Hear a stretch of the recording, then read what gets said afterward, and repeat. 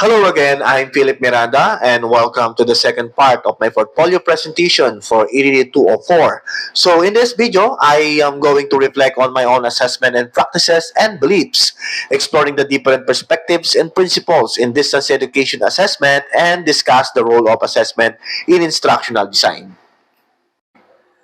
Here are my learning objectives. The first one is reflect on the personal assessment practices and beliefs. The second one is understand the different perspectives and principles of assessment. The third one is analyze the role of assessment in instructional design. And the last one is address the technological integrity challenges in distance education assessment. Let us now begin by reflecting on my assessment practices and beliefs in distance education. So, assessment is not just about measuring and learning. It's about fostering growth, providing meaningful feedback, and supporting learners throughout their journey. I would like also to present this analysis of my assessment methods from my past coursework. So this evidence shows how I adapted traditional assessment methods to fit the needs of distance learners. So focusing on flexibility, clarity, and continuous feedback. Through this process, I learned that my beliefs about assessment have evolved. Initially, I saw the assessment as a rigid process, but now I understand it as a dynamic tool for learning. I still have questions about how to balance formative and summative assessments effectively, and I also plan to explore this further in my practice. Moving on to the second objective, which is understanding different perspectives and principles in assessing student learning at a distance. So, distance education presents a unique challenges and opportunities in assessment, requiring a diverse set of approaches to meet a learner's need. So in this one, I showcases my work on integrating various assessment perspectives, such as constructivist and behaviorist approaches. So into my assessment designs, this evidence highlights how I have aligned these principles with the best practices to create more effective assessments. So, my reflection on this is that I learned that no single approach fits to all contexts. Distance education requires a mix of strategies that cater to different learning styles and environments. I'm still curious about how to best integrate peer and self-assessments into cohesive assessment strategy. And for the third objective is to understand the role of assessment in instructional design process. So, assessment is not about afterthought. It's about integral to how we design and deliver and refine our instruction.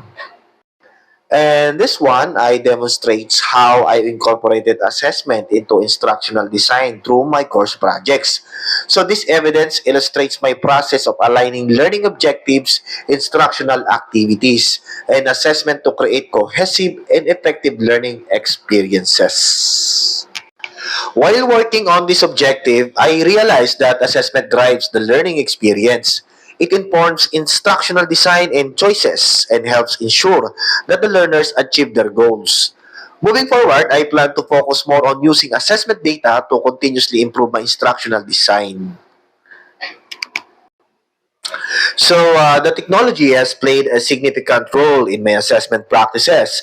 So, the tools are like online quizzes, discussion forums, and peer assessment, and MCQ or multiple choice questions.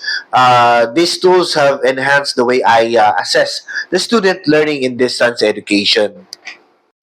However, technology also present a challenges during my assessment, such as ensuring the equitable access and addressing technical difficulties that the students might face every time I'm going to conduct an online assessment. So my reflection to overcome these technological challenges, I focus on providing alternative formats and offering technical support as well. So this experience highlighted the importance of designing assessments that are inclusive and accessible. So this the same with what I have discussed before about offline platform. And maintaining academic integrity is another critical aspect of assessment.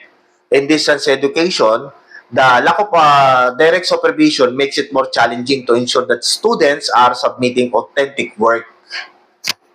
And for me, to maintain the integrity of the assessment, I utilize tools like plagiarism detection, and remote proctoring, as what I discussed on my portfolio part 1, to maintain the academic integrity in my assessment.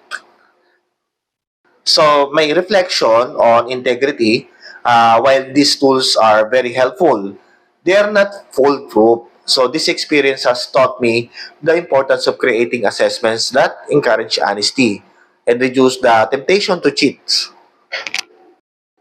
Looking ahead, I plan to apply these assessment strategies to improve my current practices.